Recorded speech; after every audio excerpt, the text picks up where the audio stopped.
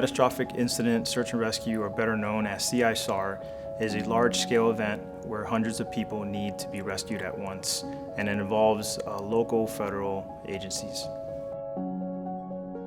Training for CISAR is important because unlike maritime search and rescue, which is what we're used to conducting, this involves multiple partner agencies that work within the incident command system. So it's best for us to train prior to a hurricane or a flood response so that we can learn how to integrate into the system.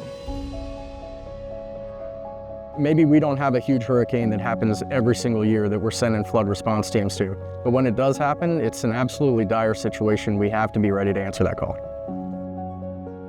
The specific reason for training for flood response is to make sure that our boat crews know how to conduct themselves in an urban flooded environment prior to actually having to go out there. Everything we've learned here at this training center is extremely vital to our mission and ensuring that we're able to save people while we're out there showing up to hurricanes or flood response. We're able to get to people safely so that we don't endanger the crew members trying to save the victims as well. Early on in my career, I was able to experience the flood response program.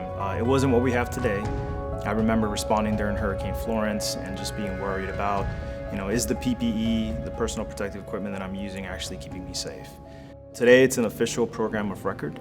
Now the lightweight dry suits that we use that will protect you from hazardous materials, it's just a complete turnaround.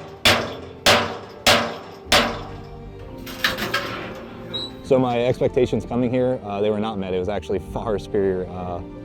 It's one of the craziest sites I've ever been at. Like the training is different compared to any other training I've been to because of like the real life scenarios, how much attention to detail they put into this school. It really helps with everything to bring everything full scale. We were fortunate enough to find a training center in Catastrophic, Indiana, where it has the scenarios already, where you have a flooded village, where you have flooded buildings, and it's important to learn how to access those buildings in a training environment prior to having to go out there and do it. Yes, Coast Guard, do you have any injuries? All right, I got a grab of him. Go ahead, start heaving around. Pull me in. They flood these villages. We've got a reservoir, we've got a river that we work in. We're cutting holes in cars, we're cutting into houses, breaking into roofs. It really is like being in a flooded town. We can get in here and work through scenarios in a controlled environment and really get to learn and experience some things that we're going to see outside of here in the field. It might seem like a lot when you're going through training here, but it's good that you get exposure to it because then you're trained and ready for the worst case scenario. Yeah, we've got 03 people down here right now, so we could go with this group back to the boat ramps and get the victims to medical. Some of the changes that have happened is just the standardization of gear. Now there's a standard trailer with a standard outfit list. The assets themselves, we went from metal john boats to now the standard 15-foot inflatable asset that we use.